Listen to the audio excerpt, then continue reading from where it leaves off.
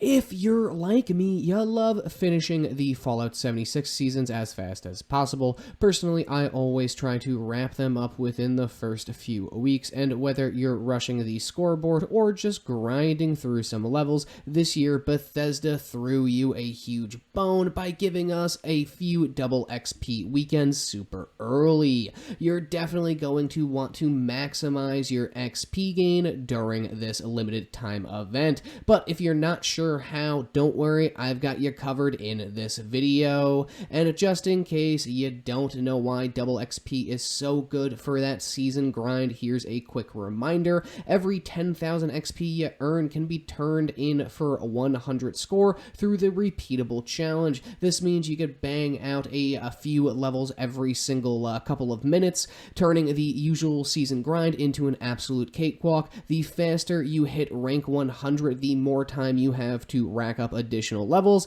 and then spend those additional tickets at the repeatable page once you hit rank 150. Now, before we jump into those farming methods that will get you to season rank 100 in just a weekend, let's talk about the boosts you'll want to stack on top of the double XP. Now, these multipliers are what make the difference between a decent grind and an insane grind. Now, the first one that I want to mention here is obviously going to be probably the best one and the one that everyone is going to instantly think of. We have the beautiful lunchboxes. Again, the single best XP boost in the entire game. If you pop 4 lunchboxes, it gives you a full 100% XP boost. You should be chaining these all weekend. Always keep them running, even if you're not running one of these farms. If you're a decently high level, like around the 500s, you should have a couple of hundreds of these stashed up. Or if you're going to like big public events and everything like that, sometimes people will use them on you. So you should always have lunchbox going 24/7. And again, a lot of people, just because it's a double weekend or double XP weekend, will just pop a few lunchboxes for everyone whenever they go to an event or whenever they have to go and do a nuke battle or something like that every hour. So just keep that in mind. Lunchboxes are definitely going to be the best method for you in terms of doubling your XP even further on this double XP weekend. Now, next, I want to talk about the kind of underappreciated camp buffs.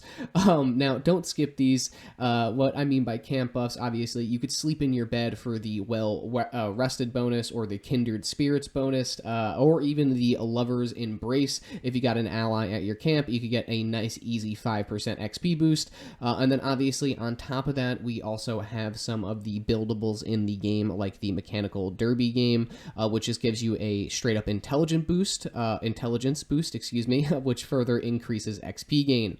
So again, the camp items, you could sleep, you could use any of the like pre-built structures that will give you extra intelligence or extra XP gain or anything like that. I highly suggest that you use these as well. It will literally just take a minute, and then both of those will give you an extra 5% XP. So that's an extra 10% XP on top of the extra 100% XP on top of the double XP. So right now we're running over 200% XP gain, and that's not all. And then obviously we have the last one that I just want to quickly mention. You should see a list on screen just because I'm not going to show footage of me eating, but it's going to be food. Obviously, food is really important in Fallout 76.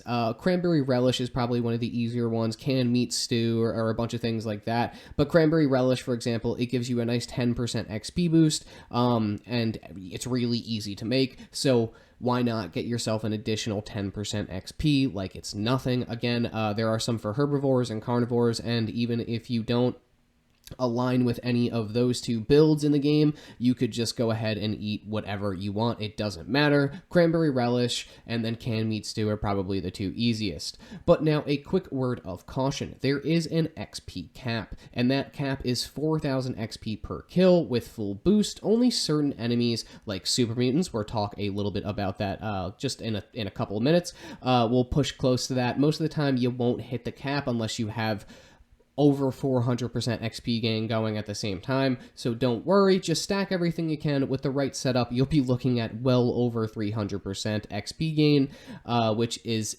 totally worth the couple of minutes that it takes you to set everything up, I promise you. But that is pretty much the gist of like the additional boost that you could do. Obviously, you'll have the double XP, lunchboxes will give you 100%, get as many camp ups as you can, like sleeping or the mechanical derby game or anything like that. And then obviously food buffs, if you're a carnivore or a herbivore, you could get an additional buff out of that. So just keep that in mind. And now let's move on to the actual farms. Now, the actual best XP farms that you're going to want to do during this weekend to hit rank 100 as fast as possible.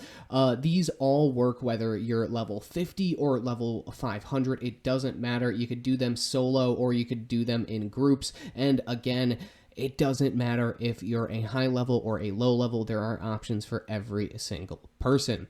Now, I'm going to talk about the first one you should see on screen now. It's going to be Westech. It's probably been playing through the entire video. It's the undisputed OG XP farm. I personally think it's the best XP farm in the entire game because any level can do it successfully with no issue. If you need a bunch of levels, if you need one level, or if you want to farm out the season ranks, this is probably the best XP farm for you. If you're below level 100, or even if you just can't do any of the harder content in the game, if you're above level 100, if you made a bad build, if you invested in bad weapons, whatever the case may be, Westech, you could do it with with minimal gear and again a very low level. So why is Westech important? Because super mutants, there are so many of them here. Super mutants are perfect since they give some of the best XP per kill especially of like the normal enemies, you know, but you could clear the ones outside and then make your way to the actual Westech facility and then sweep the 3 layers inside.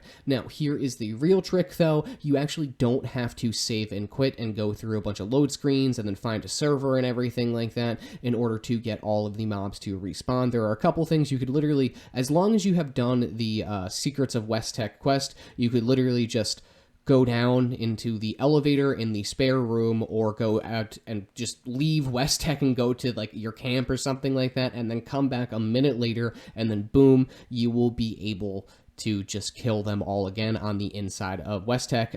It's because it's just like a solo area and it could just be refreshed like that, just like any other like solo area in the game. So just keep that in mind. Westech is by far probably the best way to go about farming XP. Again, you could get 4,000. I think in the video I'm getting around 2,900, 2,500, 3,000 per kill and everything like that. It's because I don't have all of my XP boost on. I didn't take any food XP boost during the recording of this video and everything, just because I just got off of a Borderlands live stream and completely forgot. That's why you see the sub count in the corner up there, because I was live streaming Borderlands earlier in the day. But again, just clear out all of them, head to the basement, and then just wait a minute and then clear them all out again. And the best thing about this is, as you see in the footage, you could just run through this entire thing with a melee weapon like a chainsaw or an auto axe, or obviously you could do the somewhat nerfed version of it with the NukaKnights. You could farm a season level every few minutes. It's really not that bad. I think one season rank took me, I think, maybe 9 minutes or something like that, which isn't the most efficient in the entire world, and it definitely will drag on a little bit more as it requires more XP and everything like that to level up, but it is a great way to get a bunch of additional levels. And again, you can grind it out, especially if you have NukaKnights. It really will only take you a couple of hours.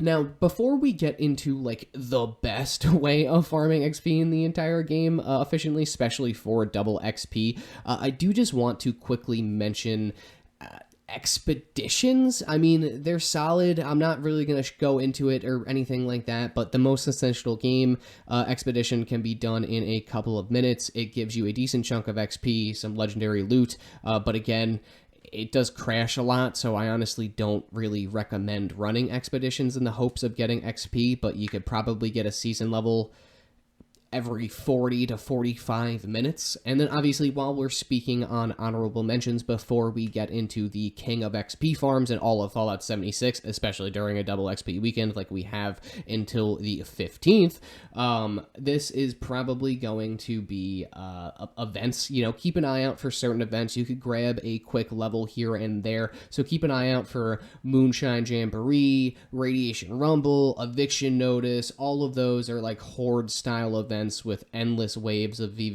of salamanders, of glowing ghouls, of super mutants. It's just endless XP. So you could also do those, and then obviously don't skip out on the nuke events like Scorched Earth, A Colossal Problem, or Seismic Activity. Those give you some great XP, and you definitely don't want to miss out on them. But really, West Tech is going to be your way to go if you can't do the best of XP farm. And that XP farm, the king of all XP farms, is going to be the raids. Now, the footage that you're going to see isn't actually during a double XP weekend. I just couldn't get footage in time while making this video, unfortunately. But they're much harder, especially solo, but the XP payout is unmatched. You could get around 10,000 without double XP for the first mission without any buffs or anything like that, or for the first stage, excuse me, not mission, without any buffs active. So if you double that, it'll be around 16,000, obviously, with all the buffs and everything like that. You could get around 30,000 XP for a minute and a half of your time. It's not really that difficult, maybe 2 minutes or even 5 minutes. It's not going to be that much time, and you could get 3 levels. I would say it's pretty worth it. Every stage gives a huge chunk of XP, and the final boss fight is the moneymaker. It gives you so much XP when you kill the snake. If you join a good team, I mean, you'll be able to get a couple of decent runs in, and also you'll be able to get as much XP as possible. So I highly suggest, if you can do the entire raid with a group of people, definitely do it if it doesn't take you too much time. However, if you can do it solo, just farm the first boss all weekend, and I guarantee you will hit rank 100 in probably 3 hours, maybe even less. It's pretty crazy. Plus, it's the only way to get 4-star legendaries in the entire game, so that's a huge bonus. Well, there we have it, ladies and gents of the Wasteland. We've been at the end of another Fallout 76 video. I hope you enjoyed it, and I hope you found it useful. If you haven't already, try to take advantage of this double XP weekend while it lasts, because if not, I guarantee you'll be kicking yourself in the butt, wishing that you grinded out a few more season ranks, or you grinded out a few more levels on a lower level character. Now, again, speaking of lower level characters, if you are low level, stick to West Tech. If you are a higher level and could do all of the end game stuff, obviously just run the raid, and I guarantee you with this double XP weekend, you'll probably have the whole season done in 3 hours. If you stick to West Tech, you'll probably have the season done in around 9 hours, give or take, maybe 10 if you do it non-stop. But I guarantee you'll thank me later when you're swimming in all of those extra atoms, because you got the season done within the first month. Now, obviously, go out there, grind up some extra levels, and then try to get through the season as fast as you possibly can. And as always, I appreciate you motherfuckers for watching this motherfucking video, and I will see you out there in the Wasteland.